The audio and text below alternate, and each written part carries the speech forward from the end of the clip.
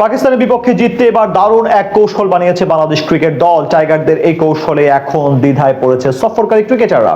মিরপুরে ম্যাচের আগে মহাবিপাকে বাবর আজম, শাহিন শাহ আফ্রিদিরা। ম্যাচের আগে এই কৌশলের ফাঁদেই পড়বে ম্যান ইন গ্রিনরা। পাকিস্তানকে বোকা বানাতে তবে কি এমন কৌশল বানিয়েছে বাংলাদেশ, সেটা নিয়ে বিস্তারিত এই রিপোর্টে।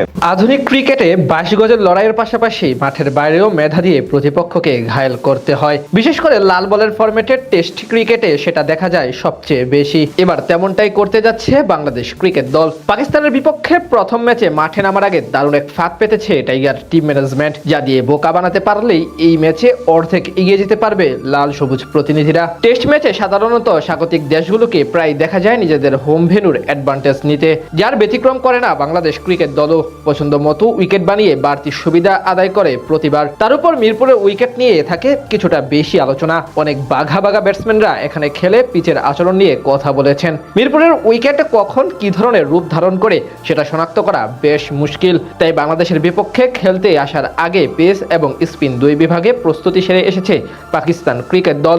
তবুও তাদের বিপাকে বা দ্বিধায় ফেলতে নতুন চাল চেলেছে টিম টাইগার্স। এই ম্যাচে হোম অফ ক্রিকেট গ্রাউন্ডে এই বিষয়টি সবচেয়ে বেশি প্রতিপক্ষ হতে পারে বাবর আজমদের জন্য। সেটি বেশ ভালো করেই জানে বিসিবির পিচ কিউরেটররা। তাই তো প্রতিপক্ষকে ঘায়েল করতে নয়া ফোন দিয়ে এসেছে তারা। সাধারণত ম্যাচের পূর্বে দুই দলেরই উইকেট নিয়ে বাড়তি আগ্রহ থাকে, বিশেষ করে সফরকারী দলের সেই মাত্রা একটু বাড়তি চোখে পড়ে। সেখান থেকেই পাকিস্তানের টিম ম্যানেজমেন্ট মিরপুরের পিচ নিয়ে গবেষণা করে নিজেদের প্ল্যান এবং একাদশ নির্বাচন করতে চাইবে। কিন্তু সেখানে ব্যাঘাত ঘটাতে এবং তারা যাতে দ্বিধায় পড়ে সেই কাজটা করলো বাংলাদেশ। মিরপুর টেস্টের আগে মোট 2টি উইকেট তৈরি করেছে পিচ কিউরেটররা।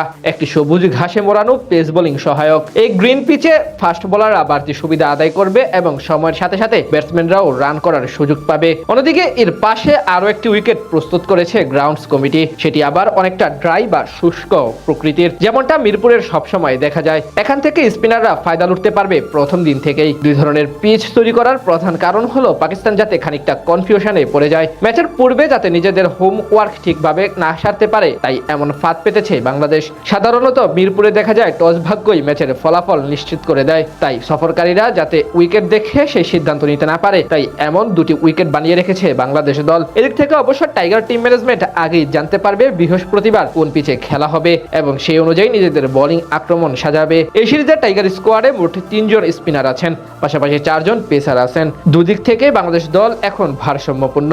এখন দেখার পালা ম্যাচে কোন উইকেটে খেলা হয়।